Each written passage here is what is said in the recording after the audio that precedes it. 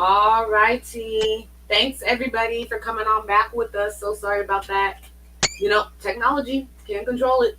Um, you know, so everybody needs to go ahead and like do a group post to Charlemagne and be like, hurry up and get her. And then I ain't got to worry about it. So we're good.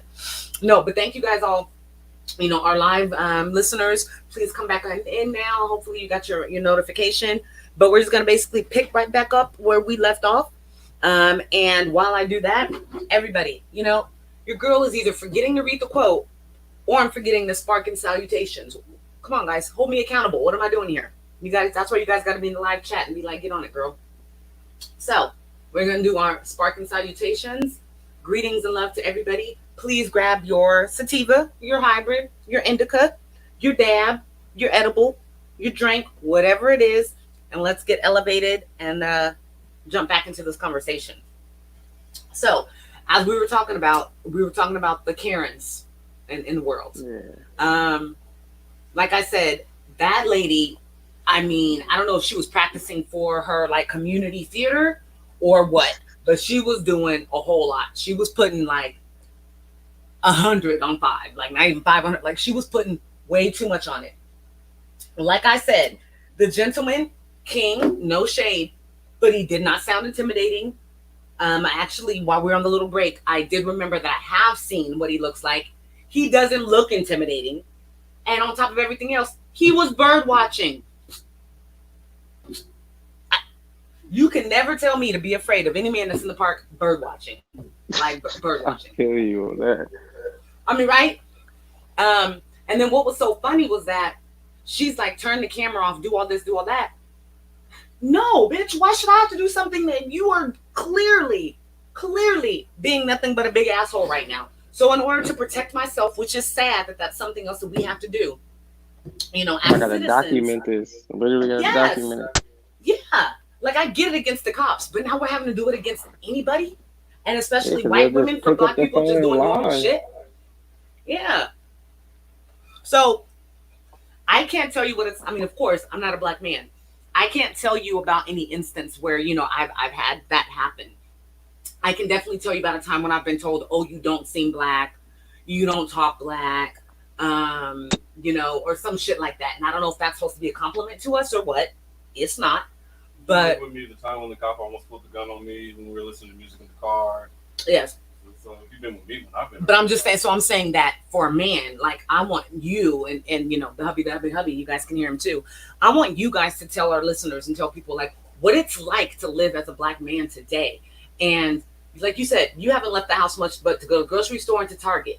So how would that make you feel if you were just minding your black ass business, going to Target, and you had this situation, or you had a situation where somebody looks at you crazy, or a lady takes her purse off of this shoulder and puts it on this shoulder? How does that make you feel?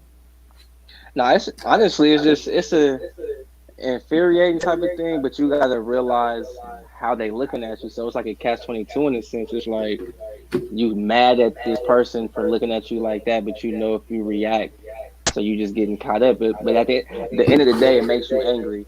You could try to spin it how you want or whatever and try to say it doesn't affect you as much or it does affect you more, but it's a sense of anger because you're getting just played off as a person you're not. At the end of the day, at least know me before you start saying I'm some type of way or look at me some type of way.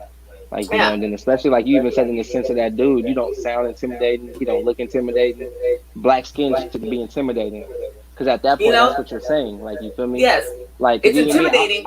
I'll watch the video, I'll be like, damn, bro, that sounded like a square. They tripping on squares now? And then I have to realize, like, oh, they're black.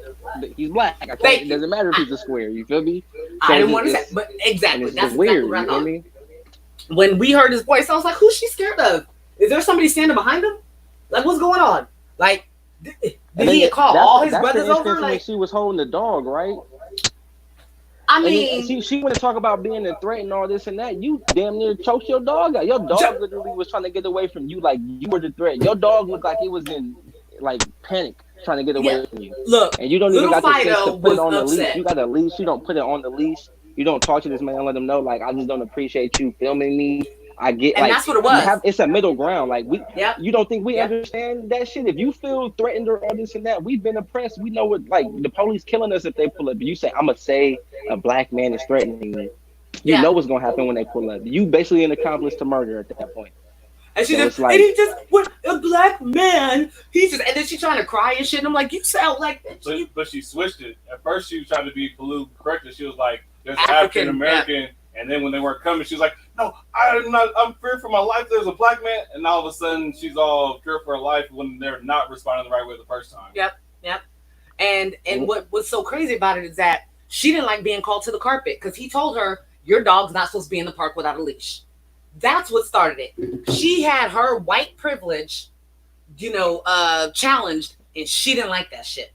And getting into that. Why is it such an issue for you guys to admit that you do have a privilege? Okay, my son is half white. So once again, I have to say this, to preface it, which I shouldn't, because I shouldn't have to preface or explain my emotions or my sentiments or my questions. I shouldn't have to do that, but I do. So I will, which is something else that we as Black people have become accustomed to. We don't complain about that we have to change our voices on the phone. We don't complain about that, that we have to give a certain image when we go to interview. We just do it. We just do it. Literally, however you know unfair what it is, it is. we just do it. So why is it that you guys can't assimilate the same way and at least admit that due to you guys don't earn it? Let's be real. You guys don't deserve to earn it, but you have it. So why is it such an issue for you to admit that there is a privilege that you guys have? Nah, and that's the bigger thing is they act like they're naive to it. Like they can tell when like us as Black people, like if we went back to the neighborhoods we grew up in, like especially more like me or Dewberry, you can we go back to like our hoods we from, why we accept it there, but you can't get why you got privilege in your whiteness. Like in America, and in the day, if America was a hood, we got Black privilege if that's the case. But it's not like that. It's only in pockets that we got our hood privilege in places. And like at school, we could talk to students, we could to stop stuff with everybody because of where we're from and how we talk. But another teachers can't even do that. And they don't try to do that. Yeah, they don't try to do that. Thing that makes us successful there. If we take that to that more corporate white world, they're gonna still look at us like we're gonna have to show and prove and have like numbers for them to look at. Like, well, they did help this many kids, and Dewberry does pass this many kids in math, and it have to be a whole statistic game, not just like. You know what it is? It's a what have you done for me lately situation with Black people. What have you done for me lately? That's what it is. White people get it when they want to come to the hood and start using the N-word or do what I ain't even gonna get into that whole thing, but when they come around getting into other people's pockets, you understand what it is to get into that. And I'm gonna use the word privilege because, like I said, in the hood, we got hood privilege. If you come over here being a square, we might out you. Get up out of here, bro. We chilling. Yep. You might snitch on me. You it's whatever, however we come. And in the white privilege, which is America, unfortunately, we got a pocket. Not even a pocket. We got one thread of stitching in this motherfucker, and they got the whole thing. They got the whole country to get privilege, and they don't understand that. You feel me? Yep. And it's just. You shouldn't Even have to the get governor first. Said he has white privilege, and he understood how he sit on this thing and almost broke down in tears. Like I know that I have white privilege, and it's unfortunate that it's still that way, but I can't. Newbie said that. Newsom today on his little press conference. Why I love Newbie. He started That's the press why I conference love talking him. about what's going on in Minnesota and how people need to be. That's why I love him. Change. Like people just need to stop making excuses, and they need to be more considerate of other people. Yes, just the same way that you guys are up in arms about tigers and animals and shit. Can you have that same emotion towards the people that are your same species?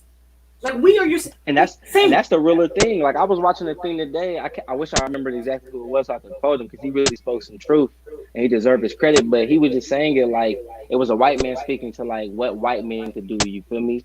And he kind of was just saying the accountability piece. If you sit there and watch and let it happen, if you're a white manager and you got Black employees giving them mental health day, just all these different type of things to really be about what you talk about. And to me, I was listening to it. And I'm just like, they need to just take that conversation and put the insert here. Like, where they say insert name here, and then you have that talk. They need to just do that for, like we talked about before we got on here, for any institution, like police, anything, race. white people, however you want to do it, they need to have that talk and really be real. Like, at the end of the day, black people, we've been doing it for years, bro. We've been knew that we need education. We've been pushing each other to go to college and get your diploma and shit like that. We've had to accept the fact that, like, even if my mom, her kid is going to jail, she has to accept the fact that my son did something to go to jail and get rehabilitated. And has to miss him and be torn away. And we've accepted that at this point. We in 2020, and that is a regular part of our society for black people. And other races go through it, but nobody goes through it. We got the mass incarceration. You feel me? Yeah. So there's already things we accepted and what we got to do. So why can't y'all do the same thing, bro? We've bitten the bullet, we swallowed our pride, and we've moved forward. I love that you're saying that. Because it's very imperative to sorry, I'm trying to record and I keep dropping my phone as I'm talking to you. But you're saying something real. So but what it is for example, we know when, Steven, let's just say, gets caught up. How long has the whole family been talking about that Steven's a fucker? Steve is gonna end up in jail. I know, and y'all probably like, Steven, that's not a black name. Okay, but yeah, it is. So let's take that narrative away that I didn't use a black name. Let's just say that. But yeah, so let's just say Steven goes to jail. We've known our whole lives or our whole situation that Steven's been a fuck up. Steven don't listen. Steven does whatever he wants to do. Steven's about the man and whatever else. When finally Steven unfortunately gets that case that he becomes incarcerated, what do? We hold the accountability. We get, well, that's what Steven did. You know what I'm saying? Because my thing is, imagine if we said like how they do. Imagine if we said, well, white people got away with it, so we'll be okay. Like no, like we got to worry about ours and hold ours accountable. Black people been doing that. White people don't do that. White people look at the next person to make an excuse and think they can get away with it because they've been getting away with it. But yeah. If there was 2 black dudes or 3 black people that chased a white person and beat them or shot them with shotguns in the middle of the street and they made it to TV, they would have been arrested and in jail the same day. It took them like a week to start arresting people. The dude that was with him recording, which I said as soon as I saw, I was like, he has to be with him. What is he doing? They still didn't arrest him for like 2 weeks after that. It's like, this is ridiculous. And he's talking about not what happened this week, but unfortunately, because there's been 3 major cases that have happened in the last 2 months or so.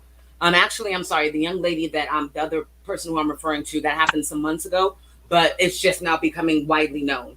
The young lady, and that's a bigger problem that the information. How's the information coming out a month or 2 late? Like, how am I? I'm actively on Instagram and Twitter every day. I'm like a crackhead with my phone. It's in my hand. How do I not see these stories until hella months later? Like, I could tell you about anybody on OnlyFans. I could tell you about anything else, but I'm finding out 4 and 5 and 6 months later that a young black woman was shot in her home and died alone in her hallway, and we're just now finding out about it. Or the fact that even with this, with Mr. Floyd, George Floyd situation, what do you guys mean investigation? There's your investigation was on the damn tape. Like, that's all you need. What do you mean? That to me was, and that's the difference. I didn't get it. It was so infuriating. To me, it's like I even said, a simple fix to nip all this in the butt, and they won't do it because it'll hold them accountable. And that's the whole thing we've been speaking on is, like I said, you got to strip cops of that security of killing a person and getting a light consequence or no consequence. You feel me?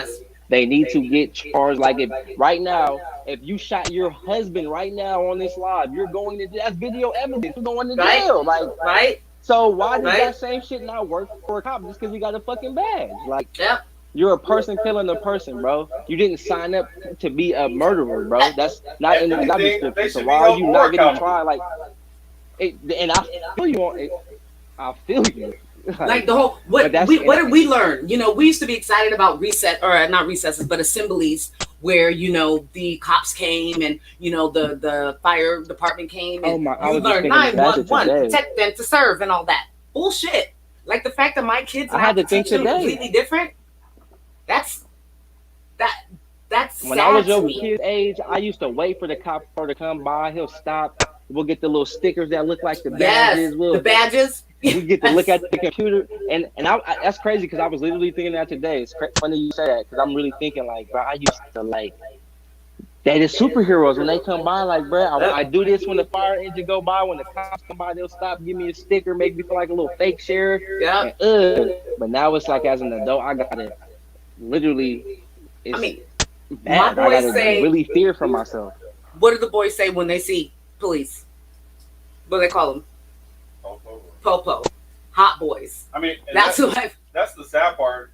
I gotta teach my kids how to respect cops, even though they're constantly seeing images of cops not respecting people that look like them. Because if they don't respect it, then what's happening to everybody else could happen to them one day. You know what I'm saying? I tell myself all the time, if you don't respond the right way, the right answer, it could be all bad. Yep. Like he'll start stuff. I'm like, no, you gotta calm down, think before you, so you know exactly what you want to say. Just because, I mean, they're taking any reason they want to kill us, and now they're not even using guns. Now they're using these. Yeah. They will be straight up. Yes, and that's a good point. It is, I'm not a father. I'm a mom, so raising two boys, of course, way different. But and you know that, child. You know how the hubby is. You know exactly how he is with the kids is exactly how he is with our kids.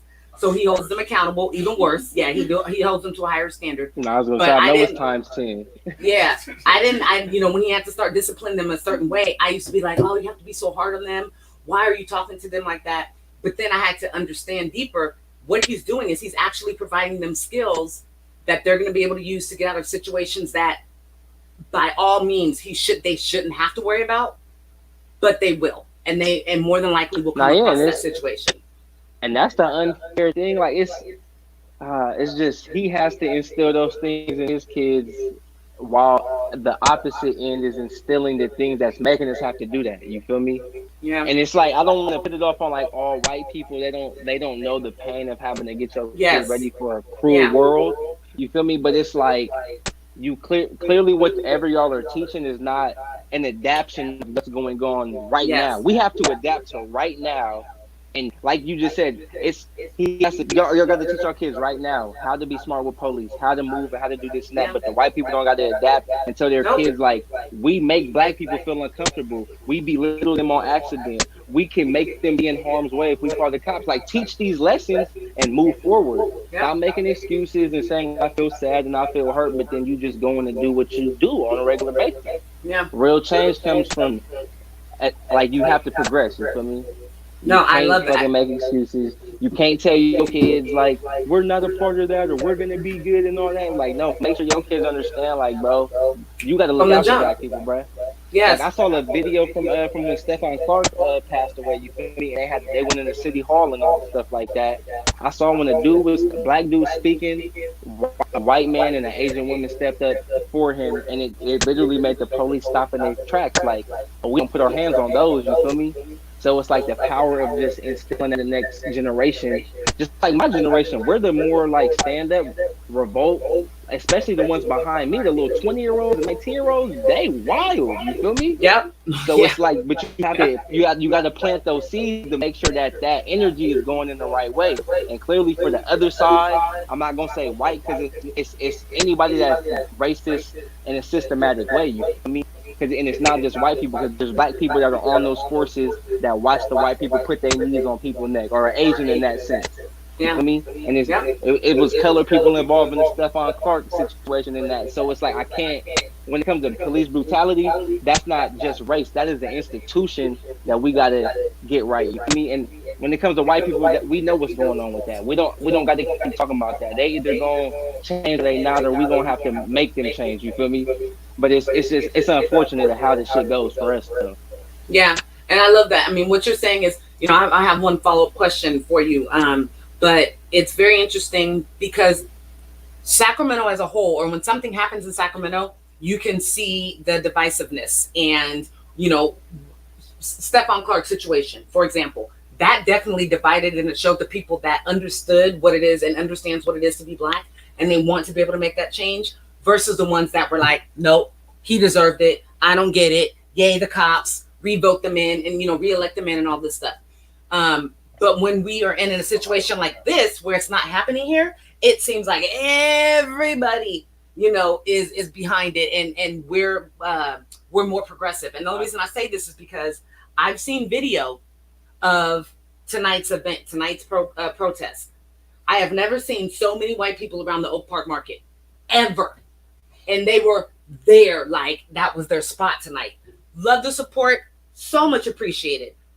But is it only that percentage of people that support, you know, and do they only support when it's not a local situation, you know, when it's more of a national, and then we can all look unified?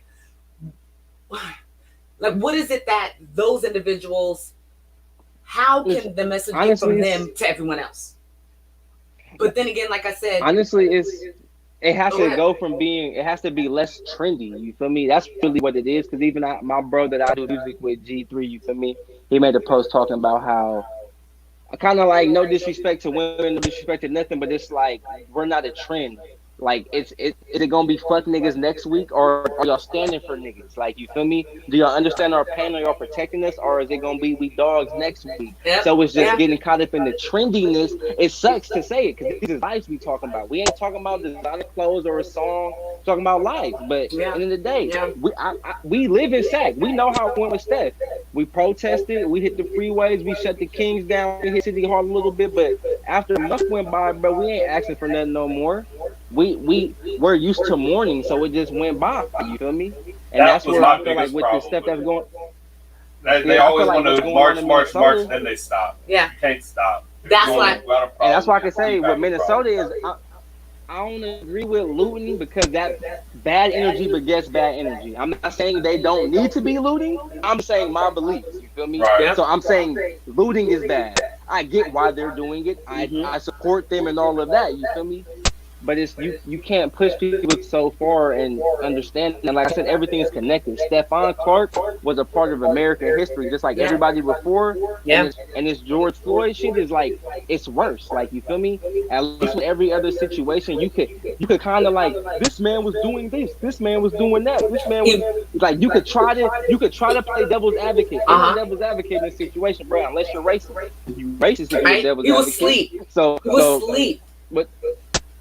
And then, like I said, as far as the police go, it ain't about race. They trying to protect that shield. That Asian cop watched that white man do that, because it's like when I've been pulled over by cops where it's an older cop, and the dude that you know is like kind of a rookie under an older cop. Yeah. The young dude want to give me attitude. He hating that I know my rights and all that, and you got to watch the old white dude just look at you with that look in his eye like, I'm sorry, bro.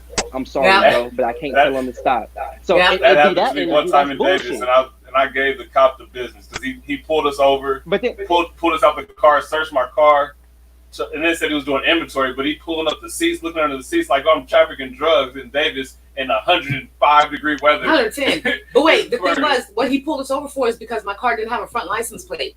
Let me tell you this. There's no way where he was, he would have been able to see that. He saw black people leaving Davis in the summertime, straight you know, and what y'all was there for. And I will tell you guys, I was 24 years old, 23 years old. And that was my first time having that kind of interaction with the police. And I kept telling him, shh, don't say anything. What are you doing? He goes, I'm going to say whatever the fuck I want to do. He goes, I'm not stopping. As long as I'm not stopping him from doing his job, I'm not shutting up right now. And what he's doing is some bullshit. Got us on the side of the road, all this other stuff. And I was like, you know, for me, I was like, no, it's the cops. It's this, it's that. But as it progressed, I immediately got more and more upset because, you know, he said, I stopped you for your license plate, but yet, why are you searching my car? Why are you taking my car? You know, then when he asked, what are you doing in Davis? And we said, we go to school here. And he said, you go to school where? Because out here, I don't go to elementary school or junior high school. Like, what do you mean? You know, so that instant, that whole thing just changed my mindset, and I knew what it was like. You know what everybody already said, but like I said, growing up in somewhere like Elk Grove, and as a woman, there are times where I was leaving downtown Sacramento, Old Sac, shouldn't have been driving. I'll say that now. Dumb and young, you know, doing stuff, but got pulled over, and music was up. Me and my girls were done. We were trying to get to, you know, the liquor store before it closed, before we went to my house. I'm driving hella fast. Cop pulls me over, and I immediately am like, oh my God, I'm so sorry. I was rushing home because I got a call from my babysitter, and my son has he has a headache or something. I said, and he was like, I smell alcohol, and I was like, oh no, I don't. My girls have been having a good time tonight. Hiked up my skirt a little bit more, like seriously, things I did, and got away. Nothing, no ticket, no warning, no nothing. Like he might as well just give me like a police escort home. So prior to being in a situation like that in Davis, I had never been in one where I could understand that mindset. You know, you flash forward just a few years now, and I have no problem that my children identify the cops as the hot boys or the popos. I have no problem with it. But it's awareness at this point. Back in the day, it was probably an insult, and you want your kids to understand who's gonna keep them safe. But now you can't be mad at them for making a joke towards a joke. It's who they need to survive, which is sad. But that's exactly who it is. It's like even me and Dewberry, we could speak to it. It's like we work at the same place, dealing with kids. If he saw me telling them the wrong things or influencing them the wrong ways, especially as a black man, not even an educator, he gonna step up and not let that wrong stuff be going on. You feel me? It's been times where we have to vocalize that kids don't let this type of thing influence you to be like that, or the things you see make you be this type of way. You feel me? Yeah. So to me, it's just the accountability piece. You feel me? It's like I said, we got to learn every lesson and apply it, and they don't have to. You feel me? That's crazy. We steady teaching our kids and our people growing up that you have to be able to adapt to your surroundings. You have to watch how you talk. You can't wear your pants the way you want to wear it. And they're constantly seeing images of other people not doing it. So then they're like, well, why should I? Hence why then they act out the way they do and wild out the way that they do. And we like, well, forget this person, forget that person. And then they don't realize that all that's going to end up happening is, well, now you're doing what they really want you to do anyway, and they're going to lock you up for it. Yep. Or they'll kick you out of school for it, or, you know, whatever the case may be. And like Lil Wayne says, you lock me up inside of a cage, I'm coming out in beast mode. Now, Lil Wayne meant a little bit different because he was like, his mindset was different. But if you're doing that to somebody who's never had the right training or the right examples or the right situations for them to become integral parts of society like we have, then that's what you're doing, is turning them into a monster by putting them in that situation. Because we know there's no rehabilitation. I mean, that's a whole nother episode as far as our prison system. But, you know, this is, you know, this situation, it is, you know, it's replaced the corona situation. And crazy how fast it did. Literally, it was a day of, oh, y'all could go outside, the stores is open, the mall is open, the beach is open, and no, it wasn't. People getting back to their lives and no news reports. That is bullshit. Right away, not even a wait. It's like if I went back to work and it was kids getting suspended. Soon as we came back, away. That's what was going on. Like that first week, August 7th, you got nobody but people in the rooms in there. That's the crazy thing. It makes you. Even answering your very first question, you said, like, how does it make you feel? It just makes you feel like systematic racism is here. It's always been here. It ain't going nowhere. And at the end of the day, you got to just hope you don't feel it as much as the next black person. Like, you feel me? I can say I'm fortunate enough to not live in a southern state or a state where that shit happens. I'm happy to not run into those SAC PD officers that be on bullshit. And I just have to count my blessings when it comes to that. You feel me? And all you can do is sit in angst. Like, when's it going to happen to me? Yes. Yeah. And that's the sad thing is having that, you know, if we say we're going out for the night, like when we came out and saw you at where you performed, I forgot the name of the place, but where you performed, a few months ago. Yeah. So I remember him being like, he always has to ask if we're going downtown, midtown, what part exactly, how far is it off the freeway? Like and I'm thinking like, why? We got gas, we got money. He's like, that's not it. I'm trying to make sure that we're not going past, you know, all the cops. Like, I'm trying to make sure we're not going through a hot situation. And I'm just like, that's ridiculous that as grown ass adults who work, pay their bills, mind their own black ass business, we have to plan our nights around that. You know what I'm saying? Like, that's something that's just it's infuriating. You saying that it's cold that as black people in our culture is just like, they look at people from the hood, the thugs, whatever, and that's the stigma they build for black people. And I guess for white people, you look at successful, rich, good families, and that's the stigma for them. So when you see white, you see this good thing. When you see black, you see bad. But like you just said, y'all handle y'all business. Got kids, great parents, do what y'all need to do, educate, all of that. Y'all deserve to be able to drive through downtown and have a good night without you having to worry about that. Yeah. That's the crazy dynamic of being black in America, where you can't ignore shit like that. You can't say that, well, you can go downtown like I can have a party. You know it ain't like how you can have a party, bro. it's not Please, the same. Even how it can't be if a 20 white of person us. pull up to a checkpoint, they worried about having alcohol on their breath. We pull up to a checkpoint, we're about having alcohol on our breath. Hopefully, he ain't trying What to I'm say wearing. we smell like weed. Yeah, Hopefully, he yeah, don't think I look like a thug because of how I'm dressed. Hopefully, yeah. all these different things. You feel me? If we can't even have too many people in the car, we might be riding to go to retaliate on some shit, and we So all do some squares in the car. legit, So it's right? like You go to a it's just club, you weird go to a shit white like that. club, they get in with tennis shoes and sandals and flip flops and everything else. If they know a bunch of black people coming, you got to be wearing hard bottom shoes and dress shoes because they think that's what's actually stopped something from happening. Mind you, whenever someone's wanted to fight, it's never been about the type of shoes that they've worn as to whether or not they choose to fight or not. So I don't know why they think that even makes a difference. Man, and I don't even think it's about like we don't want white people to be oppressed like we was or go through what we went through. We just want them to understand and like end of the day acknowledge the bullshit. Like we ain't finna get nothing out of them going through what we went through. We gonna get more out of them understanding what they're doing to us. You feel me? Yeah. Like, and those that do, black people show it to you. I mean, we were watching something the other day, and it was a comedian. It was a joke, but they said, if there's an artist, somebody like a Justin Timberlake or Robin Thicke or somebody that got more Justin Timberlake, got a little bit of rhythm, we don't mind you doing our music. Like, go ahead and do our music. Like, you cool. We will be your biggest fan. And that's, and I say that to say that's who we are as people. Like, we're down to like you. We're down to be cool as hell with you when you are reciprocating that, and we just want the same. We want to be looked at the same way that we look at everybody else. And please don't get it wrong. I'm not saying that all 100% of black people in the United States think the same way, because there are certain portions that don't mess with anybody else but the black race. Fine. Each to, and that's their right for that. Right now, it's cops that's the issue. I'm cool with a whole bunch of white people. There's a bunch of white people I know, but it's cops that's the issue. And I know some cool cops too. Yeah. I mean, like Cat Williams said, everybody needs a white friend. You can call them anytime of the night, and they right there for you. Even for me, it's even like Dewberry said, it ain't racist. And even you could say it's cop, but it's like I said earlier, it's just whatever you want to put a group on. If you're grouping something, everybody got to identify how they come in, and that you might like. You got to acknowledge if you disrespectful, if you disloyal, if you're hurtful, if you all this and that. And why is it the white people as a group can't assess that?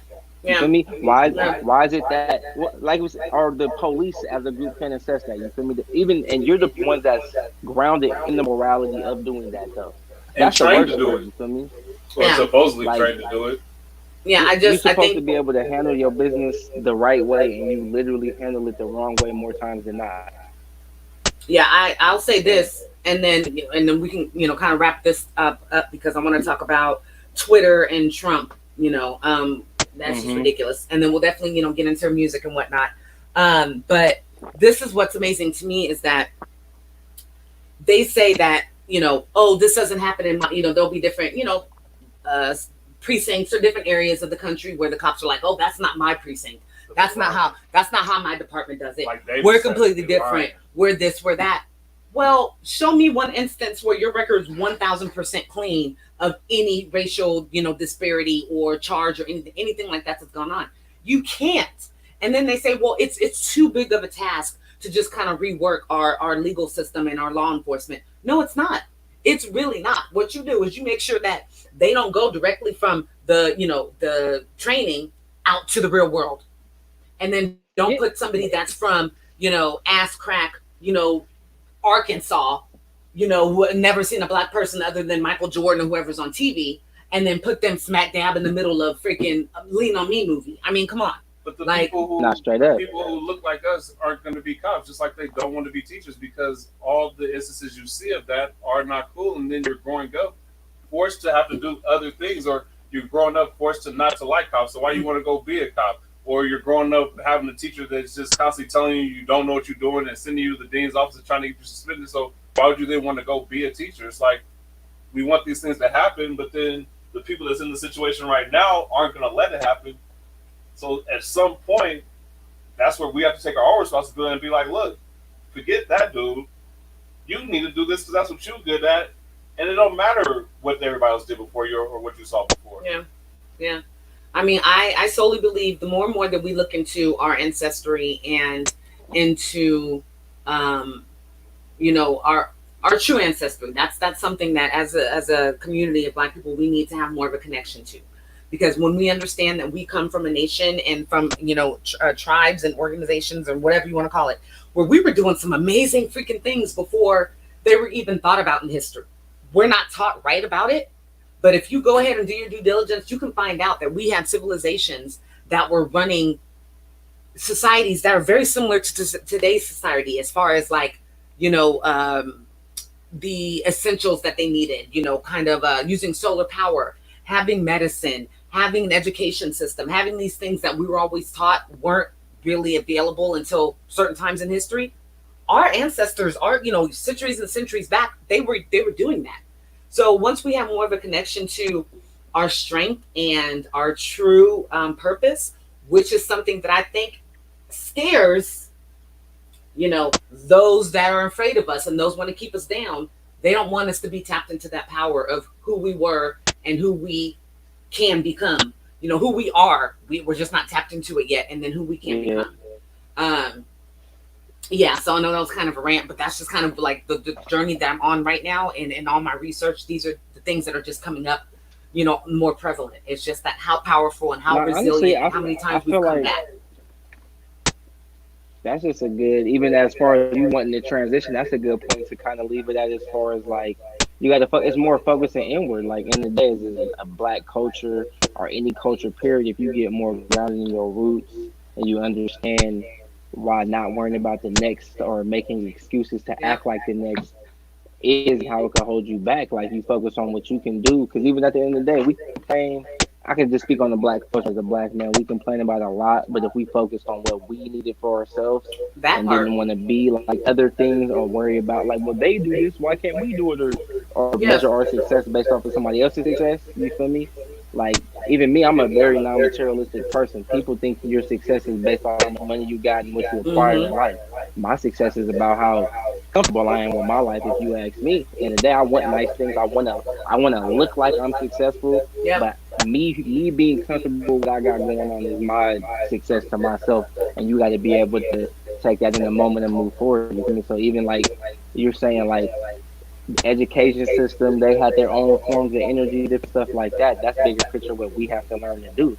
That's like even me working at St. Hope, as much as stuff could go certain ways and you'd be like, oh, what the hell? It's just like, in the day, that's one of the more grounded, I gotta do with air quotes, Black kind of owned educational system in our city. Though it's a lot of cleaning up that's needed, but it's grounded in what's supposed to be our people. You feel me? So it's like it needs more people like me, more people like dude. Where we've had people in the past that was great, and we just gotta but understand it's not about trying to use that as a stepping stone. And some people use it as a stepping stone. You feel me? And different stuff like that. So it's just, but you gotta internalize it and really make those changes. You and we have to get that message out. That's why I can say, even at my age, working at the school is a blessing, because I can say, like, I'm just a young dude trying to get a check and make sure I can pay my rent. But I feel like it's something I can genuinely rock with, and it's real change. You feel me? So, but then it's like more people got to understand that's your path. Don't deny it. As much as I want to do music, I've never asked to do, but I don't miss work because I need to go do a show, or can't go to work on a Friday. I need to do it. Like I'm there for that mission, and I can always do it. I can do it. I need to do it later, but it's a bigger cause that you gotta affect. You feel me? And it don't got to be all philosophical or extra. I'm not even trying to come off like that. You just gotta accept it. You feel me? Like in the day, because I still do a lot of what I want to do, but I do my part and where I'm supposed to do my part. You feel me? Yes, and know that you have a purpose, and then understand that in becoming that and manifesting what that purpose is, there's a journey, and on that journey you're going to take different routes. It's not going to be a straight way based on what it is that you think your passion is. You're going to have and like what I like to say, leave a footprint of significance in the lives of others if that's your purpose, and you're going to do it without you knowing or with you being conscious. And the difference is whether or not you are dedicated to that. And I have to say that, and I've said it on past episodes, I've said it when our King's been on, I've said it, I think last week, the students that and the scholars of Sakai are very, very lucky to be able to have, 3 focused young Black men that are willing to, 4, Oh yes, I'm sorry, four. That's right. My bad. I'm gonna leave out be there. I'm gonna leave on. But that are focused and that are dedicated and that don't let all the other bullshit as far as like the administrative side get in and mix in with what you guys are meant to do there. Those scholars know, and you guys work hard. Like I said at the beginning, I don't know if you heard me, but you don't walk just 10,000 steps a day. You easily are like 30, 45,000. Like you are constantly on the move, and you know every student in there, and it's imperative to have you guys in that situation to be able to get this next generation to be as integral and as accountable and as focused as you all are on what's going on currently. You know, for them to be able to be in that same mindset in 10, 15, 20 years. It's imperative. So I think also should say or point out Minnesota's done a better job than California in the sense that they actually charged them. Facts. We didn't charge the dude that killed Stephon Clark because shooting somebody when they laying down, face down, and you're shooting them in their back, 13, 33, whatever number it was, even one time, that's murder. And they never got charged. And this dude has been charged already. And they say he's probably. And they're working on the other three. So and it's the second time. They actually charged another couple for and got a conviction on another couple for, which California doesn't do either. I think every single time when the cops killed in California, I don't think none of them have ever been charged. They lost their jobs, but they've never been charged. Yep, I agree. So very good point there. That's an excellent point. Yeah, and like I said, they gotta give us our justice, and we gotta take our W's, because I can sit here and be like, he got what, 3rd degree murder or whatever, that ain't enough, but he got charged, bro. They got to start somewhere. Because that was my first response, but then I was like, we gotta take it. Yeah, and you know what'll happen? Like you just said, in the day, people just getting fired. They're not even catching a charge. You filled the man up with your whole clip, and you didn't get a charge. You just got let go from your job. We've seen people get let go for way less. Right? Yeah. Like, what are you talking about? No, legit. So last thing I want to say is, like you said, we have to be accountable. This is not a bashing session. This is definitely just honesty. We have to have these conversations in order for there to be change. So why wouldn't we speak honestly so that those of you that are not people of color can understand where we're coming from? And then vice versa. If you guys had a very honest conversation, that will bring shit together. Like, let's stop hemming and hawing and acting like we don't know what's going on. You know, we've all been here a certain amount of years. We're grown-ass people. Let's do what we need to do. You know, if they were able to do it in the movement of Black Panthers, then let's do it now. Black Panthers worked with a group of individuals that were like Appalachian, hillbilly raised, you know, and I don't mean that by any harm, because that's what they described themselves as. And they were called the People's Revolution or the something. But they were all just kind of hillbilly, redneck kind of white boys who came and worked with the Black Panther on their movement, you know, and helped provided security, and then really understood that the main point of it was, I don't care how I grew up, you're a human being. If we cut each other, we're going to bleed the same way. So let me help to protect you in what you're doing. That's something that we need to bring now and togetherness now. And so I'll just say that, and we'll end that on there. But so I definitely want to really quickly talk about the whole Trump versus Twitter. And then I want to talk about my favorite thing, which is music. And then we're going to, you know, jump into Bash and allowing him to share his fantastic talent that he has and talk about what he does.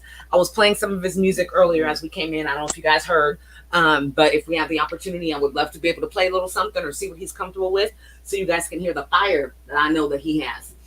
Shout out to your girl. We've seen her walk by a couple of times as well. So shout out, Queen. Yeah. Tell her hello. So I will let her know. Yes. So really quickly, the whole Trump versus Twitter. Have you heard about that? Are you kind of up to date? The most recent thing I've seen is that he was basically taking his stance on what happened after those riots. Basically saying that he's giving, I don't remember verbatim, but he gave some type of military power to the city, and if people start looting, they gonna start shooting. I don't know if he thought he was rapping. I don't know if he thought he was clever or what the fuck was going on there. Right? Like I get his Twitter, but that, like, you're the president, my dude. He shouldn't even have a Twitter. Like, shouldn't even have. So it's like, but just to see that, and like this as a black man, or even to know, like as a for me, just young man, revolutionary myself in mind. Like, if my city was doing it, I'm not gonna go hit target or nothing. Like, I'm pretty good at acquiring what I want. I work hard and shit like that. But like, if it was front lines to be fighting on, we might have to be fighting if it's a revolution. Like, if it's a revolution, so it's like to see how. They keep this up. Just to see how he it's gonna said be the people whole will be country, shot. and they ain't gonna be able to stop us. Yeah. Yeah, it's gonna be. It's not just gonna be us. It's gonna be every citizen that's tired of living like this in this country. We already have a 15% unemployment rate just here in California, guys. Like, we have other things that we need to be really focusing on right now, other than just this divisiveness that's happening. But so what happened is that Twitter is sick of him, basically. Okay, Twitter's sick of him using their platform and lying on their platform. So they added a feature where it's like a truth check. So basically, every time he tweets something, it'll tell you and give you a link to the truth or to your other research. Oh, so what you're saying is you're not saying Twitter like Twitter as the people. You're talking about Twitter, the company, the people that make the app are on this man's line. The platform itself. Yes. So they've created just on his, not on anybody. So it wouldn't be on mine. So I could get on there and say, marijaynemaven was the queen of the world. Check this man. Yes, and they're not going to put a fact check on it, but they put a fact check on his tweets. So he's all in his feelings. So this man, the president, y'all's president, not mine, y'all's president signed a bill or an action or whatever the hell it is that basically says that social media companies can't do things basically like what Twitter did that prohibits your free speech. That it's against the law for them to do this. And if they do this, they're going to lose some funding or some charter or some shit, I don't know, that they need to be able to be Twitter. So real fast, they're telling me he had turnover on a bill to get his Twitter from being banned, but you don't I'm finna get hot as fuck right now. You don't hold these cops or get shit changed for these black people dying in the streets, but you got a bill passed because you want to tweet, nigga. I'm trying to let you just inform me on this. No, I'm serious. I'm like legit. That's what I said. I was like, "Are you sick?" Like that is wild. I couldn't do anything but laugh, and it wasn't like a laugh, like a good laugh. It was a laugh like I can't believe that I just heard this. He literally, look, Twitter did the thing. This is what, Friday? Twitter did that Monday or Tuesday. He signed the shit yesterday. You didn't even get everybody their stimulus checks that fast. You signed the shit yesterday and then had a press conference and sat there and acted like he was like signing an order to end all Nah, he did it for himself. They voted for. You said Twitter isolated it to him. Therefore, he literally just signed a bill for his goddamn self. Without saying Twitter, all social media platforms, but it's for Twitter. That's exact. Yes. Yeah, because all you gotta do is put it under. And it only benefits him. Yes, it only benefits him. He basically did like a Patriot Act towards social media. Handle some shit kind of deal. I don't know why that's bothering me so much, but that because it's fucking wrong.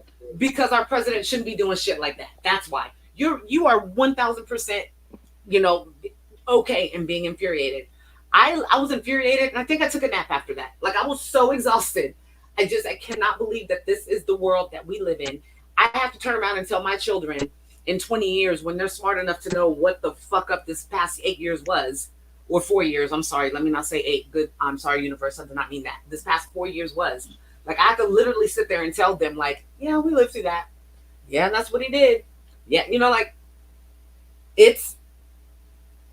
it's crazy. And then, so somebody tweeted something. There was somebody, it was facetious. So it was like me tweeting something about Trump. Trump saw it and thought it was in like support of him. So he retweets it, and me as the person, the owner of the page, instead of like saying my name is, XXX, whatever.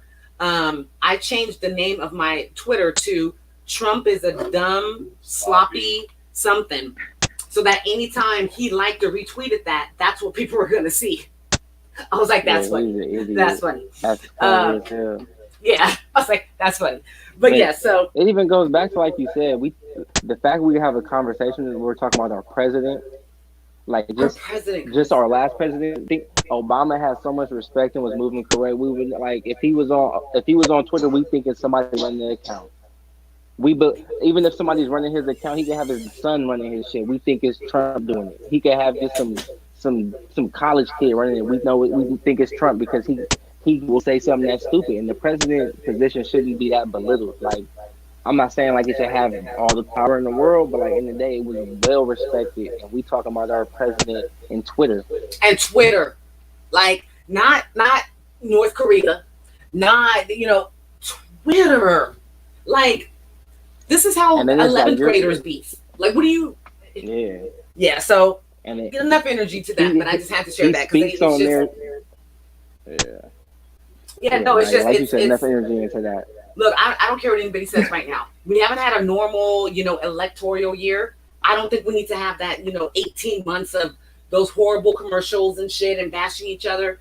Look, y'all, anybody, Uncle Joe is 1,000,000% better than what we have now. Okay, we will be better off with Uncle Joe. Please don't fool yourselves. Huh? I know, that's what I'm saying. We haven't had a normal time, but just everybody needs to realize that we are only a few months away from when we can get out of this dream. Like I swear, I'm still waiting for Ashton Kutcher to come out and him to be like, y'all are punked. Like I'm still waiting for us to be back in 2002. And this is a joke.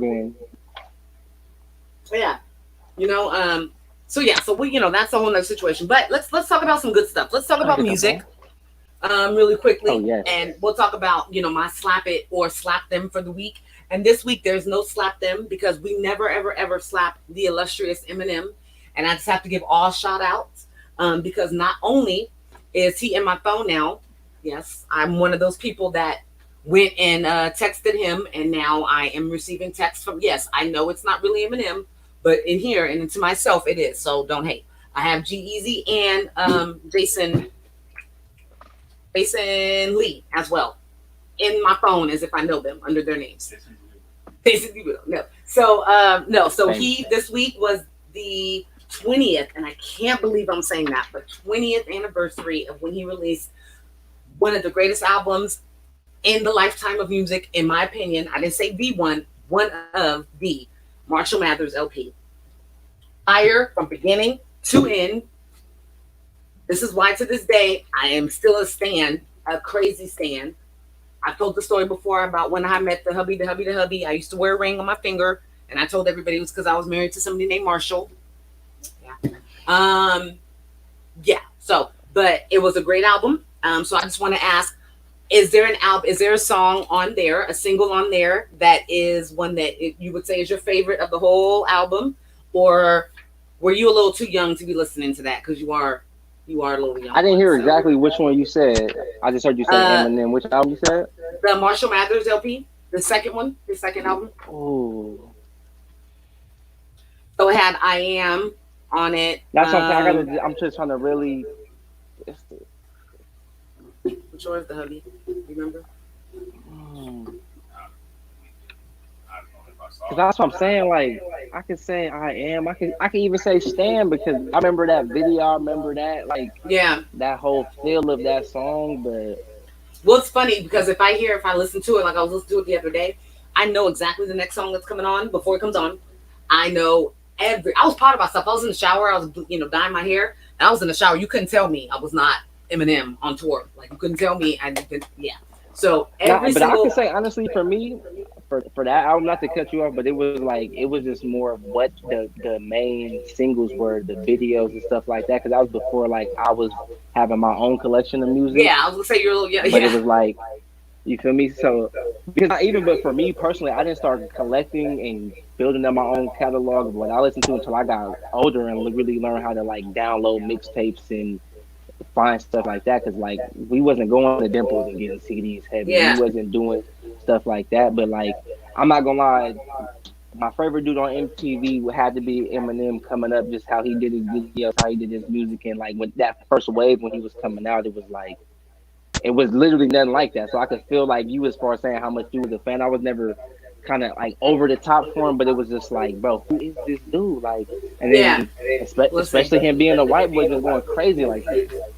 Yeah. So you were 8 when this album came out. So see exactly. You feel? So I was grown already. I was a little grown. I was already I saw him and had seen him in concert. I'd actually met him at this point, kicked it with them. Kicked it in his dressing room. I told the story before. If you guys want to hear it, I'm more than happy to share it again. But no, that he was, especially then because music was my focus. he was just a huge inspiration to me by him just doing what the fuck he wanted to do, and telling the story. My favorite song off of that entire album, oh gosh, it'd probably be Drug Ballad. It's a tie between Drug Ballad and Criminal, and Criminal's the last song on there, but so it'll probably be a tie between them.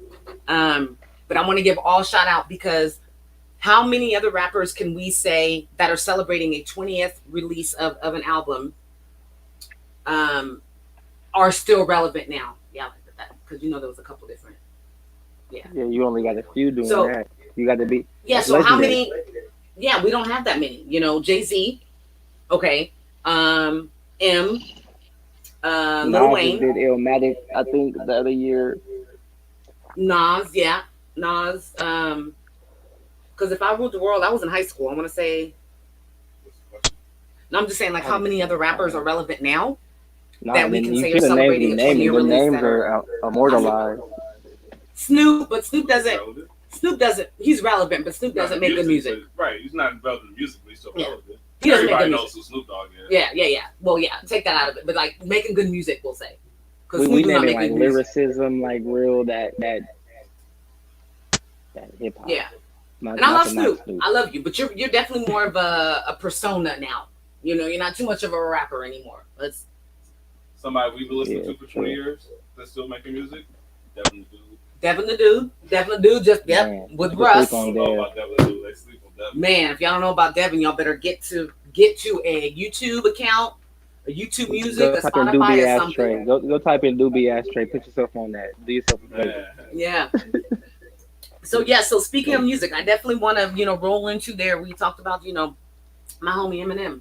So Vash, you were here to as part of our music segment that we wanted to pay tribute to over these last few episodes of the season. So these episodes are actually called "You Hear Jimmy." You listen to Jimmy, but can you hear Jimmy? But you can't. I'm sorry, but you can't hear Jimmy. Yes, you listen to Jimmy, but you can't hear Jimmy. And I said that the first episode. If anybody knows what quote that's from, I want you guys to hit me up. Nobody has yet, so nobody wants any free merch. I don't know why, because my merch is pretty fire. So hit me up. We have one more episode in this whole series, and you guys will be able to answer that. So they getting it outside. Getting donuts, doing something outside. Sorry, guys. You can hear that. But yes, so you listen to Jimmy, but you can't hear Jimmy. It's all about music. God damn. I'm sorry. That's that NorCal life for you. They're just crazy outside right now. Dang. So anyways, the whole purpose of this was because I love music. I've said it the entire season. Tattoo is music is my boyfriend. Love music. So I wanted to give a shout out to those people locally, especially that, everybody looks at, the clubs and the restaurants and this and that for taking a hit during this coronacation. But our local artists are also taking a huge hit because you guys had shows, scheduled. You guys had studio time. Sacramento and our summertime is huge for music. We have the outside concerts. We have, Swabbies on the river. You have, X, Y, and Z club to perform at. So this whole kind of spring into summer thing not only hurt those larger businesses that everybody looks at, but it's also hurt our local music artists. So we want to give some shine into, some attention to those as well. And you are absolutely one of my favorite local artists. I don't have many, but you are in that top 5. So I definitely want to give you your opportunity to come on and talk about your music, your influence, and how this is kind of something that's embedded in you through your family. Yeah, for sure. I appreciate that. And just first off, Vash, hip hop artist out of side. More, if you want to get specific, Oak Park, but just where I come is just more hip hop oriented. It's not that the street rap, the perpetuating the BS. It's more of my story, and that I grew up on Nas. I grew up on Tribe. My mom, I had to convince her new artists were tight, like Kendrick and stuff like that. So the hip hop has been critical in my household. So just coming up off of that has really been my biggest influence, and then just what got me into it is seeing how saturated the game is and people making music. So it's like, put your hand in it. You always been good at writing, period. If it's an essay, whatever it is. So, just got into it like that. And really never looked back and just always wanted to keep my own hands in it and get better and build in house and just really for the love of music. Like you said, you got the tattoo, music is your boyfriend. Like just music is that's my girlfriend. If you want to say my wife, in a sense, and it's just what drives me and keeps me going. And honestly, music is just one of them things. It's just the goes with the flow of life. So it's just something I'm proud to be a part of at the same time because I work with other artists and I help build them up as well. So it's just Yeah. a good umbrella to be under for that type of environment to network and build a community. Let me ask you this. So when you were younger, were you did you find yourself really creative? Did you like to write short stories? Did you write poetry? Were you into arts? Kind of what was, because that's always the kind of precursor for somebody that is a creator or an artist in some way.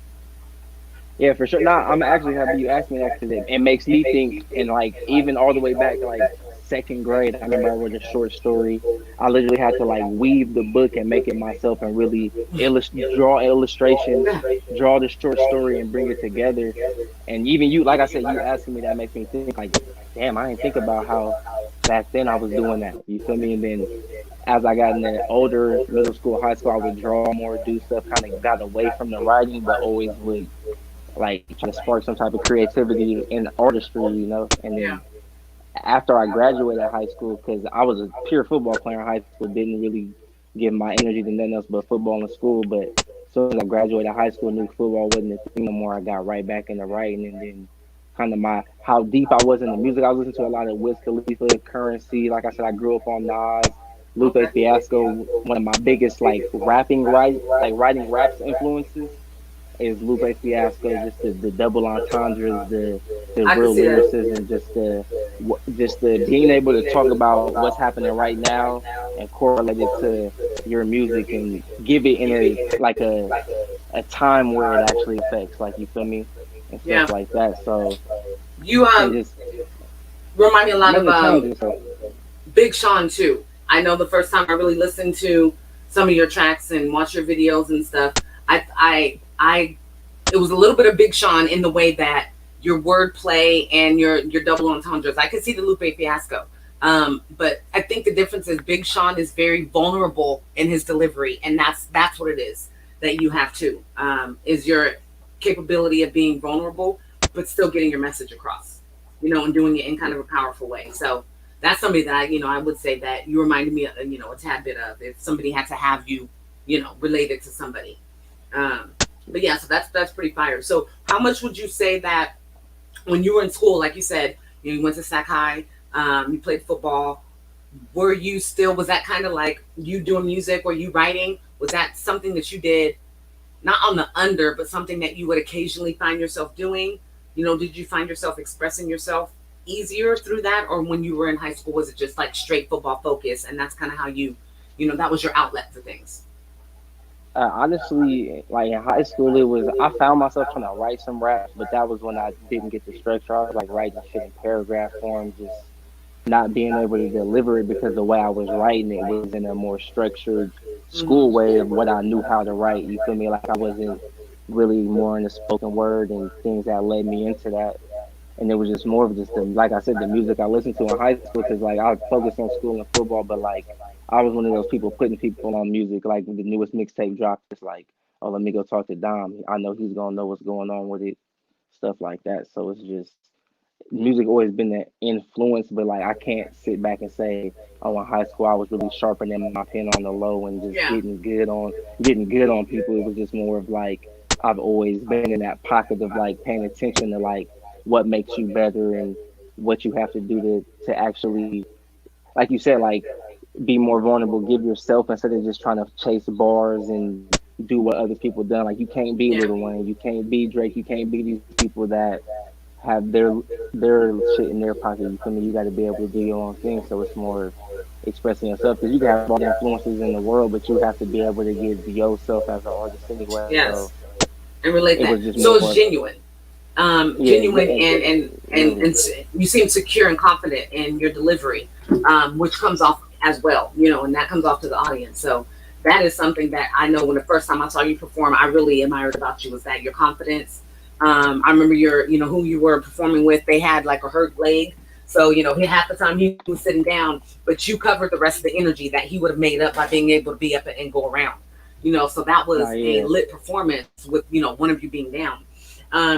What Like, would and you it for sure say? comes genuinely, because it's just like, even speaking to that, like, there's times I think to myself, like, bro, you looking down too much, you ain't into it the way you need to, but it's just, you just let it come to you, honestly, and it's just, you start to figure out you doing something you're supposed to be doing, you feel me? Because, like, Yeah, even for me to start rapping kind of later compared to how, some of the greats, and they could say they've been rapping since they were like 8, and I'd be like, 8 years old? I wasn't even worried about what, you feel me? But it's just like, yeah, you feel me? If you really put that effort into it and you really been studying the craft, it's gonna manifest itself on some real. yeah. You feel comfortable with it.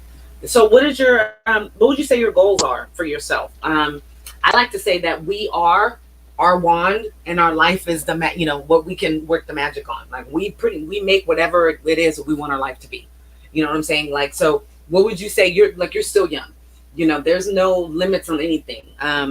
Who was it? Viola Davis. There's a few, people in celebrity, or somebody that's reached their peak, or in acting or singing or whatever else. They started later in life. Later in traditional as the age. I wouldn't consider you later in life, but let's just say within the next 5 to 7 years, what would you like to see for yourself, as far as with music and with your career, working with the youth?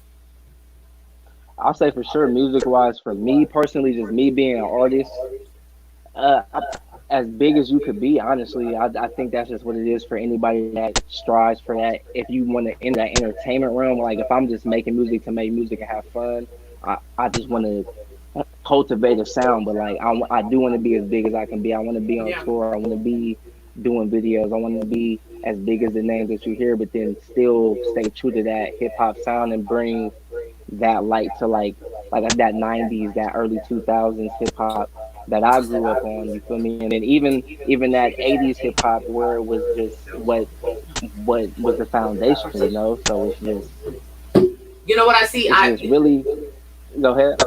No, I'm a psychic. I don't know if you knew this. I have these little psychic abilities. No, I see you with the same level as like Far Side, as far as you can be huge. Like you're gonna make your own way. I can't see you ever being like, oh, I'm about to go on world tour and I'm about to like be at the Grammys this day and this day. I see you being much more, satisfied with the fact that, yeah, you know what, I just, if we had to put a level on it, I just went gold. I went well for myself. I have a college tour that I'm going on. I'm gonna be hitting all the major UCs and private schools. Okay, maybe I'm gonna be performing at the Essence Festival or maybe at Coachella. Like I see you being fulfilled and defining your own success on a much different level, where your music speaks for you and it doesn't have to be so much of the other shit. Like you don't have to come up with like an Nah, alcohol yeah, and brand that's or like a clothing line or anything else to suffice. You know what? You're gonna put your creativity and your art out there, and it's gonna be timeless. And the reason why I say Far Side is because that's how I kind of see them. Like I've been listening to a lot of early 90s rap again lately, especially kind of Northern California. And the Far Side to me is just raw. Like I respect them so much more now than I did, kind of back in the day, and their talent and okay. how much they stuck to who they truly were. So I can Like, I and that's can see really what that it's kind of level about for for you. me. Like, even speaking on what you just said, like I can accept that because that's what I would want more out of anything. Like I said, you want the most because if you're gonna put your foot in something, why not try to get the most? But like Yeah, in reality, it's like I just acknowledgement for my craft more than just trying to be a commercial person that could get money and be a like yeah, a stream of revenue. I want to be known for the music. I want people to come to my shows and it be an event in a sense of like you get that heart to heart with the artist. You really feel what it is and just and it's kind of hard to explain because it kind of makes it seem like I'm belittling or demeaning where I want to be, but it's like it's about being comfortable because you have to know what you want to even do with it. Because even for me with music, I make music for myself, but I got a team around me. I got my bro yes, DJ, like you said, I perform with. We just dropped a project, and like you just said, we can't perform as much as whatever. We just dropped that spring. Like we're trying to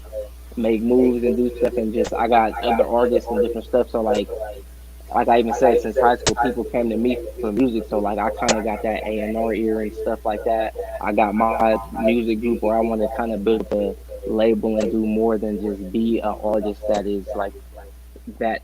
I'm not trying to be. Uh, it's hard to say because I don't want to sit here and say No, I don't want to be I feel exactly where you're coming from, the and the biggest reason person why in the world. But like end of the day, it's like it's about cultivating more than what's gonna be a than just moment. Like that. I want to be Diddy and I want to be Biggie at the same time. Yeah, yeah. And you know what it You feel is me? that, and the So reason it's why I like, said what I said is because we've related with this before. Like I said, I used to sing, and I remember having, I wanted to improve, my tone and whatnot. So I went and started taking voice lessons. And I remember the teacher asking me what it is that I wanted to do. And I said, I want to win Grammys and go on tour and go back to my high school and do like a thank you show and blah, blah, blah, blah, blah. And she says, okay, great. And what if that doesn't happen? And I remember looking at her like, I'm pretty sure I just dropped you like a $200 check for you to not ask me questions like that, but for you to get me there. And she says, no, really, what if you don't get there? What if that's not really what your purpose is to be that big star? What if your purpose is to work with work with up and coming people? What if your purpose is to be A&R? What if your purpose is to, and I had to think about it like, damn, like that's true. And here I am years later, not indirectly in music, but being a huge fan and having another avenue where I can talk about it and I can give my opinion about it, and it's satisfying to me. So that's why I mentioned what I did, is that I could see that there are other things within you that, so I could see somebody one day being like a behind the music and, showing how like some of your biggest tracks have been sampled by some, local or, new artists, but how you've been on the underproducing or building A&R or building a local, record label. So there's so many different things that you can do and that I think you're capable of doing. And the thing that I like about you and that I feel that helps you to get there is that you have your eye on the prize, but you understand that sometimes there's going to be like other routes that you take to get there, or that prize might change. Right. That might just because the biggest thing, honestly, because it's different with different lanes, but I can say with music myself, you got to get into a zone where you realize like you might not have the biggest following, different things like that, and it might be the one song that pops off. It might be these it's really different, a lot of different variables that'll make you be as big as you want to be. And then, but it's more focusing on, like, I've always worked a solid job, been able to hold down the household and been stable my whole life. Yeah. So I know what it's like to have enough. I don't have to be like a millionaire my first step I take to know that's going to come. The game going to give you $1 million. Yeah. I'm going to say that right now. The game going to give you $1 million if you're supposed to get $1 million. Right. But what's wrong with getting 200,000? Nigga, I ain't making 200,000 a year But working the job I'm working hard as fuck. You feel me? So it's like you got people get caught up in what's my worth. You're gonna get your worth, bro. But like just because you didn't get broke off that first fat check, or you're gonna get broke off that first fat check, but how much of it you gonna see? Right. So why not have more control? Like, and even me, I'm big on in-house. Like I provide myself with my own studio. I have Photoshop to do my own cover arts, different things like that. And I want to be able to do everything myself eventually, not because I don't trust nobody or don't.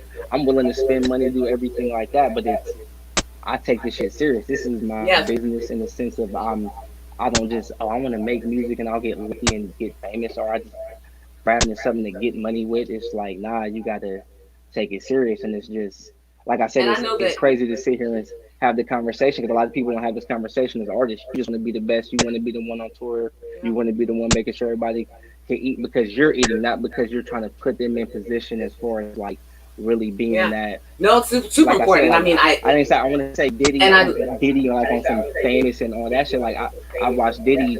How many times he made him making a band, trying to make a group that he knows can make music and man. How many artists you know that he got that's platinum and other shit like that, and he's never stopped, and he's still Diddy. Case in point, good Lord, you got Danny Kane, you got Craig Mack, rest in peace, but you got all these other people that this dude tried to bring up and sending people to go get cheesecakes and doing everything else. Where are they? But he's still Diddy. He's still Diddy. He's still making money. He's still trying to kick it like he, 24, with the gray and everything. But he's still Diddy, on. So I like that you mentioned that. So you can still get to your optimal, your optimal level of living and what your true purpose is. I say that we all No, are just exactly. part of And a it's big just puzzle you piece. gotta have confidence in your craft. Like, end of the Yeah. day, I know what I bring to the table as an artist, and what I do. It might not right this second in the climate of the culture fit and get a million people to want to follow it or all this and that. But I listen to many underground artists that you stay true to your shit. You get your code following, you do your thing, and anybody Yep. that's down with some real hip hop lyricism, and it ain't like it's just straightforward lyricism and we trying to kill you like we write our verses reading a dictionary or something. It's just real life, real Yeah. perspective. You feel Yeah. me? Different flows, just respect for the music. You feel me? And So that's it's what it just is, and the people gotta passion for it. understand that. And what I say, and what I like to say is, do you really want a billion followers when a billion followers follow like Takashi?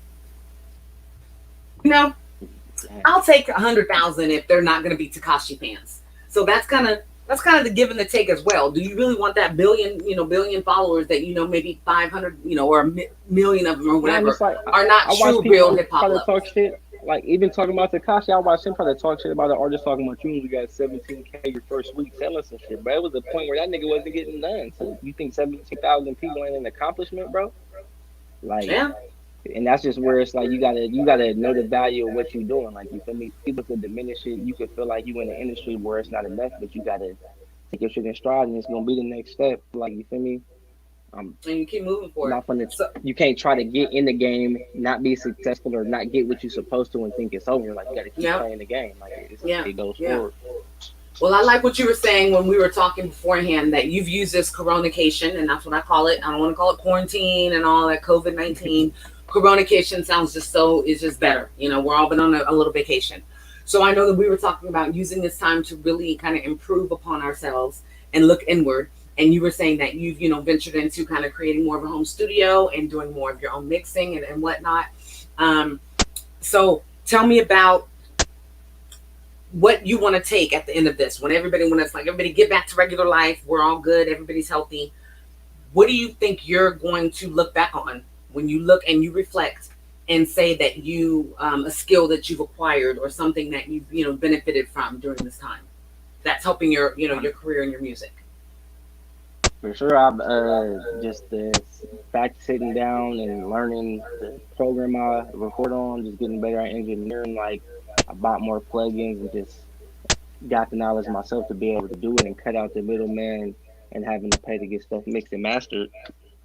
So that's just one of the biggest things. And then just building up and taking this time of like just you go out, you just spend money miscellaneously, you just buying fast food, you buying stupid stuff, and it's just more. Every purchase is more precise. It's more Hmm. everything I've spent money on is building up my apartment in a sense or my studio in a sense. So it's just being able to come out of it and just be advanced in life in a sense at that like taking that next step opposed to just feeling like, oh, this shit just had me sitting idle, I Yeah, couldn't do nothing, it got me going backwards. So and being a that's little why I more say it's kind of a blessing self-sufficient. even coming out, because going in you would think like, man, it's gonna be hard, like how we gonna work with all this and that, but it's just take stuff is panned out like and other stuff like that, so it's just Yeah, no, I just completely coming agree. out of it It's on the right end. yeah, it's something beneficial. And I don't know if you can see and our guests can see, but we have the video playing, one of your videos playing. So you guys will know you can find this stuff on YouTube, SoundCloud. And I think the hubby's going to put on one more video so you guys can kind of see that while we're talking. So tell me, if somebody asks you, we're in an elevator, I meet you, you say you're a music artist, and I'm like, what's your music about? How would you describe that to somebody? And we're going to make it even harder. How would you describe it to a Karen? Yeah. I have to be straightforward. It's just it's perspective from a dude in his mid 20s, and it's just stories from when I was younger to now, and you just gotta have an open ear to listen to the story. You feel me? Because it's not told in chronological order. It's not given to you in the most flashy simile metaphor type of bars and all of that. It's real, you know, good beat, good lyrics, and well put together songs, and it's just versatility, different stuff like that is something for every ear, and it's just honestly, you got to be open to it. I just feel like I Yeah. have to say that nowadays because people feel like they have to listen to a certain type of music, but it's just you got I to was be gonna able to say, have a I was different gonna throw palette you of a different loop. stuff. You know, I was gonna throw you a loop and be like, so is it like Drake? You know, that's what somebody would say, like Drake, or like who is it like? You know, so I like that you say that because you have to be able to identify to them that it's not what you're gonna hear in 102, 103.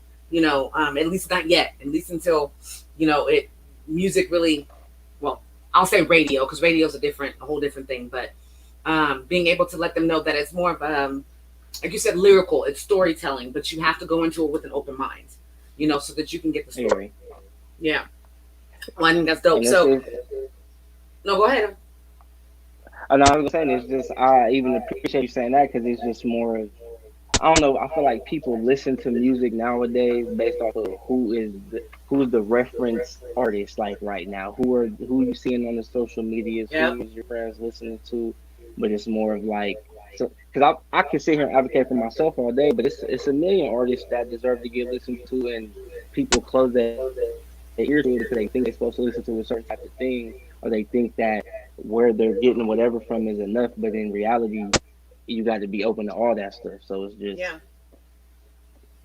it's yeah. up to the listener. Really, it's really one of them hard things. But all you can really do is just let somebody know what you're giving out and who you are. And continue to do you. No, I like that you said it's always to a reference, somebody who's a reference. So you're right. Like, right now would probably be somebody like the baby that somebody would go, oh, dude, is that who you sound like? Or, somebody that they hear all the time. So that's true. And I would think that would kind of have to be a little infuriating, a little, it would probably irk my nerves a little bit, but that gives you the opportunity to kind of flip that, keep the positivity going, and let them know about you, which Not exactly. as a listener, that's how you really build a fan, is somebody that feels like they made a connection with you. So if you're able to take that time and explain what your lyrics is, what your lyrics are about and what your music's about, then you're building a true fan. So that's something that you have a good skill at. That's why it's important, guys. If you want to be in music, you want to be an actor, whatever it is, great. But be able to be a people person and speak your mind and get your opinion out. Like, have some common sense and be able to exhibit that. Those things are super important. Other than just what your craft is, you have to be able to be a person that can relate to everybody. Are the boys cooking something? I feel like something's cooking. Okay. I'm like feeling. No, I was Sorry, saying I'm just smelling stuff. no, that's probably me. Uh, Now, but I was say even that's real. You got to be able to do that. But even something is you got to be appreciative that even every platform, like you right now, giving me a chance to give people a more insight of who I am, and then when they go listen to me, to be like it translates over to the music opposed to just sometimes like as an artist, you saturate your social media just trying to push stuff in people's face, and you got to be able to know who somebody is, see it somewhere else, and people don't really, I don't know, people don't appreciate that as much as like when you're an artist, you feel like, oh, I'm about to get interviewed, or I'm about to do this, Yeah. I'm about to do that, and you just thinking you're so much on your high horse, like and you don't Yeah. understand like nah, it's an opportunity, build on that, go forward with this, make sure you can try to do more and just whatever like that, and it's just Yeah. I don't know. No, It's like I you said, like completely it can be agree. infuriating when you got to go with the reference thing because people gonna want to hear what they want to hear, but Yeah. it's a nonstop grind of But trying to that's push the that and difference that I understanding see. What were we big listening to the change. other night? Was it Lil Wayne? I think it might have been No Love, Eminem and Lil Wayne. And we were just listening to just some of the. No. It was Mona Lisa. Lil Wayne's Mona Lisa. I mean, talk about delivery and double entendres and just getting in that flow and that cut and knowing what level that was. And I just wonder if people listen to music the same way. Like when we sit and listen to music, we're listening to music. We're listening. We're pausing it. We're talking about what he said, how he said it. What he meant. We're finding it again. I'm just wondering if people listen to it like that anymore. And if they don't, how do we get them to do that? I just remember like sitting down with albums, my parents' albums and stuff back in the day, and reading the lyrics off of the back of the album. But while you did that, you actually heard the production. You could hear them taking a breath on the album. You could hear, what I'm saying? You could hear the drums. You could hear everything clearer. So it just gave you a different mindset on how to appreciate the music. So it was more of music appreciation. I wonder if people do that still. Do you think that that's something that's done, or do you think it's all about like reaction videos and you know anything like that? I think it's done, but just on a very low scale. I do think it's more of like what are the people talking about, what has a video, different stuff like that is kind of how this generation listens to music. Like if you go, because I feel like even people my age, they don't even care what's new because like we're just gonna go listen to the old Drake. We're gonna go listen to the Wiz Khalifa we listened to in high school. We're gonna go listen to whatever Yeah, used to give us our Kanye. fix. So it's Yeah, just like exactly like I'm gonna go listen to Graduation by Kanye and I could just be perfectly fine. So it's just different stuff like that. So yeah, it's just I feel like you have your instances where people break down music because that's how I listen to music. I'm very into lyrics even before I listen to the beat. Like I'm more into like can somebody rap. So, yeah, but I feel like if you're speaking to the right now, like nah, it's just what's popping. It's really more the beat. It's what's getting the room shaking, and then it's on to the next song. Songs don't even have longevity like that. So I mean, first of all, what is this whole 1 minute and 30 second, 2 minute song about? Like, I don't know who started that bad, but let's end it very quickly. Like, E40 actually has a song out that's like no, 1 minute and 36 seconds, and I was like, does he know that he did that? So I'm wondering, like, how can you get a message out in under 2 minutes or 2 minutes and 20 seconds? but You know it's that not even about getting out messages no more. It's just about making a song. It's literally about true? Yeah, putting some they're like lyrics together interludes. because the lyrics don't even have to have no like cohesiveness. It's just Yeah, yeah, bar after bar after bar. Like I've even recorded different artists. They just literally go punch in one bar, punch in one bar, punch in one bar, and that's how they do their verses. Just freestyling off the top of their head, and that's what they're happy to walk out with. hmm. So it's just Instead of the some people. It's just cohesiveness. Yeah, yeah, it's just and the music is just more of a thing people could just do. It's not like to compare it to anything that has like an actual gate on it, like athletic, like being an athlete. You feel me? You're not just gonna walk into the NBA. You're not gonna walk into the NFL. But anybody could buy the programs and the right shit and make a song and could walk into the rap game. You feel me? yeah. So Yeah, it's just yeah. it's a You're not lot gonna of have a little pump, saturation. starting football. You're not gonna, he's not gonna go in on the starting It's line. impossible. So but it's Yeah, like yeah. I feel you. entertainment in a sense though is just it's way more open for what could be let in, and that's why you just gotta all you could do is just keep going making songs, and you Yeah, don't ever know which one's gonna pop off. You feel me? Because you've seen what happened for other people, and even for me, I can use myself personally. I get caught like I might get caught up in the type of music I make, and I know like oh well this dude made this song, I could blow up making a song like that, but then you don't. yeah. It's like nah, you want to blow up with your sound, so like it could get looked at as a hindrance, but it's like, nah, you got to stay true to that and just move how you And moving, that's the best thing. Yeah. No, I can definitely relate. In writing and when I was singing and stuff.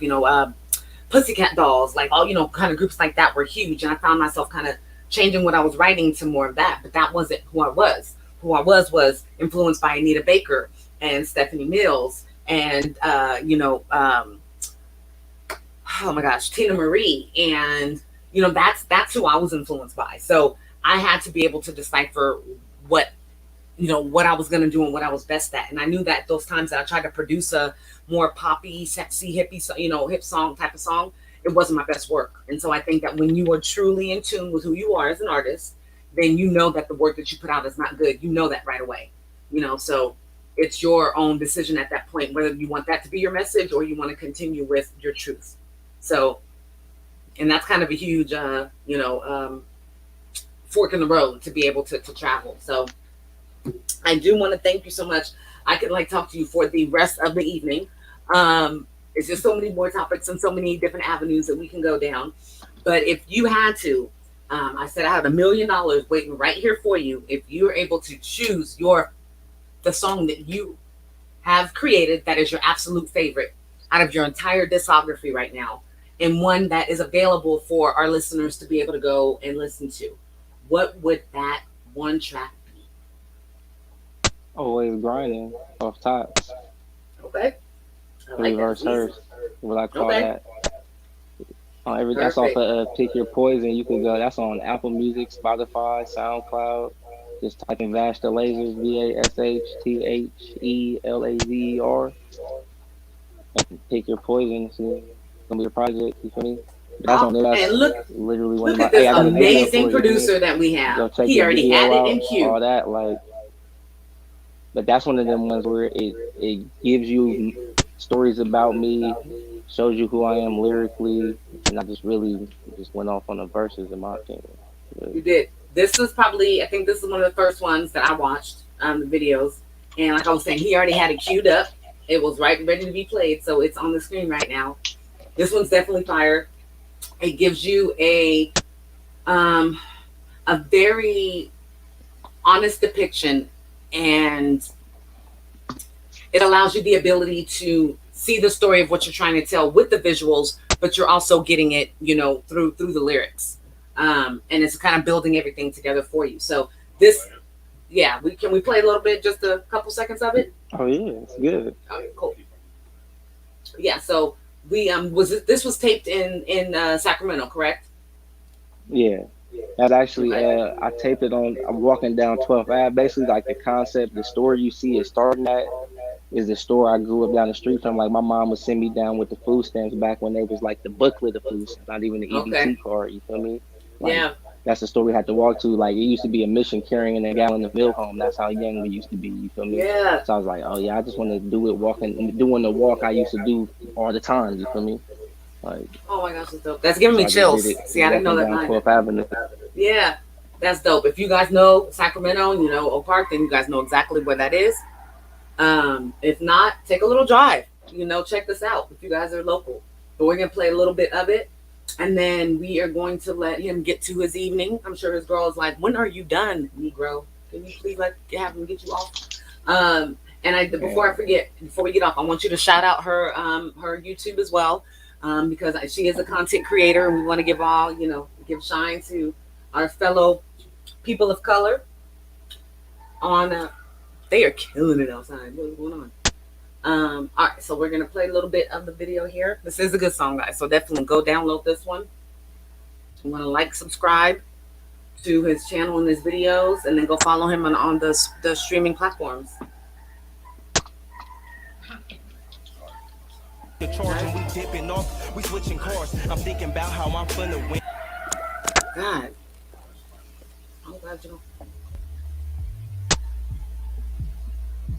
So you go, guys, a little bit. Bless your ears.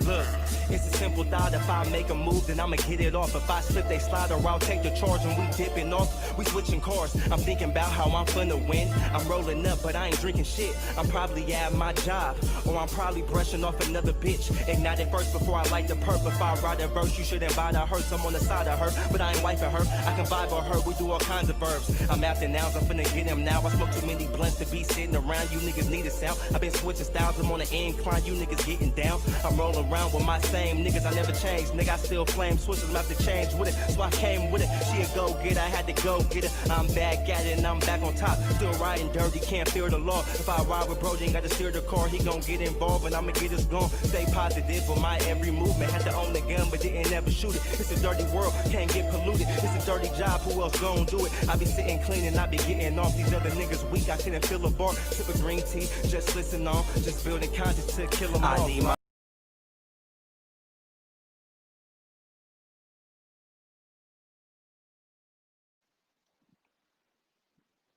Oh yeah.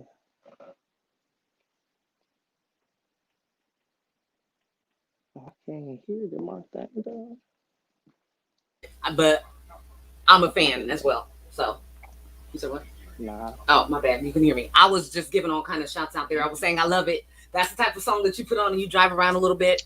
You really get into it. Put it on when you light up your bowl or hit your dab or roll up a little bit and just really get into the story that's being told. That's one of my favorites. And I'll definitely be sharing more with you guys about this whole series that we're doing and the artists that we have on. I'll kind of be sharing like a little playlist of my favorite once this is all completed. So you guys will be able to check that out.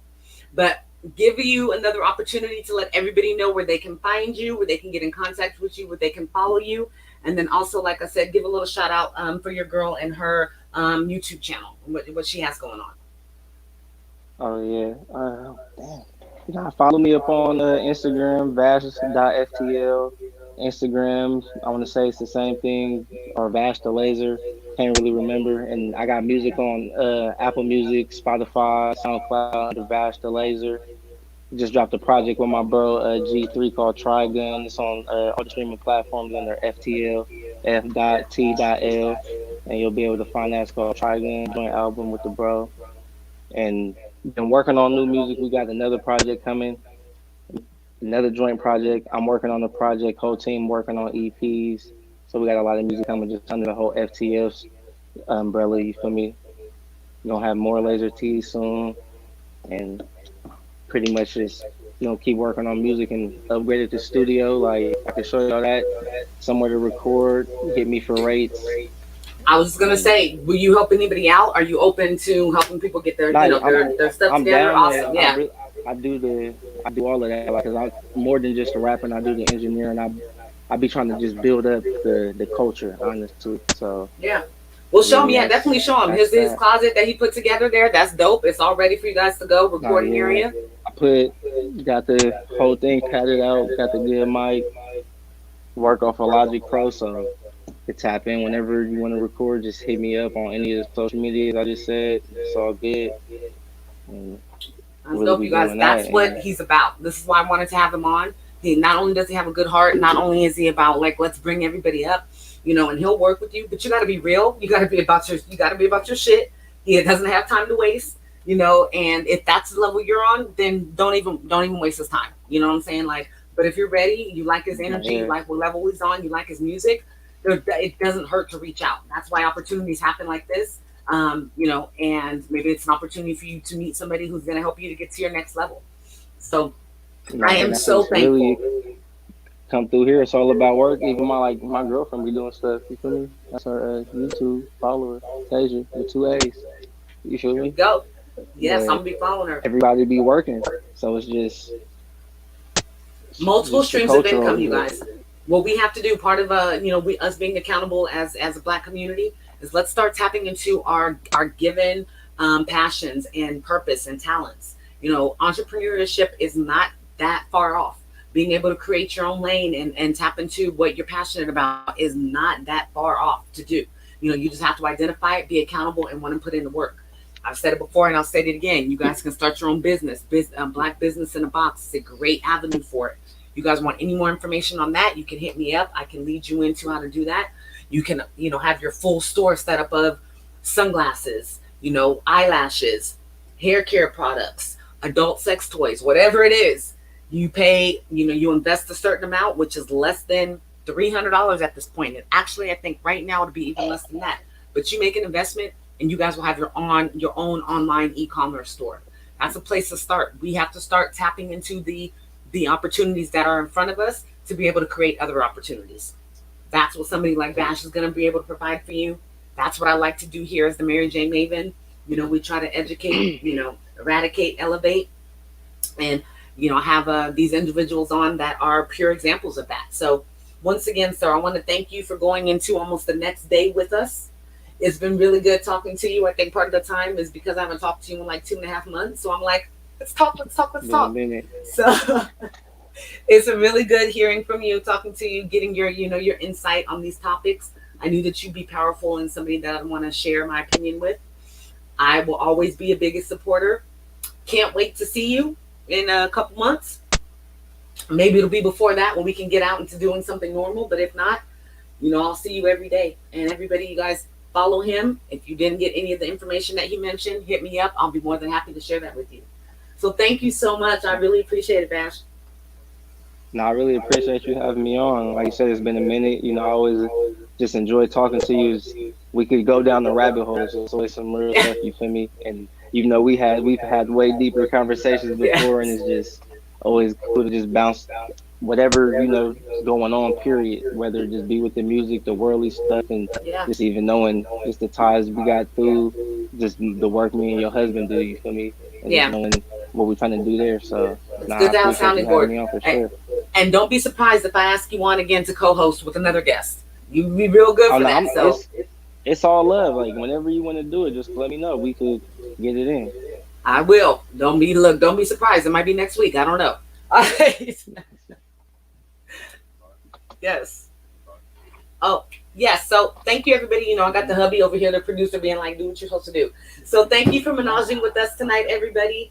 You know, you can hit me up at Menage with the Mary J. Maven and at the Menage with the Mary J. Maven podcast. YouTube, Menage with the Mary J. Maven podcast, which you're watching us on. Twitter, Menage with the Mary Jane, and that's actually Menage, WITMJMAVN. Then at regular Mary J. Maven. And also, we got to give love to my fantastic, my sexy, my loving, the best husband ever, and also the best producer, the hubby. You can find him on Instagram as well.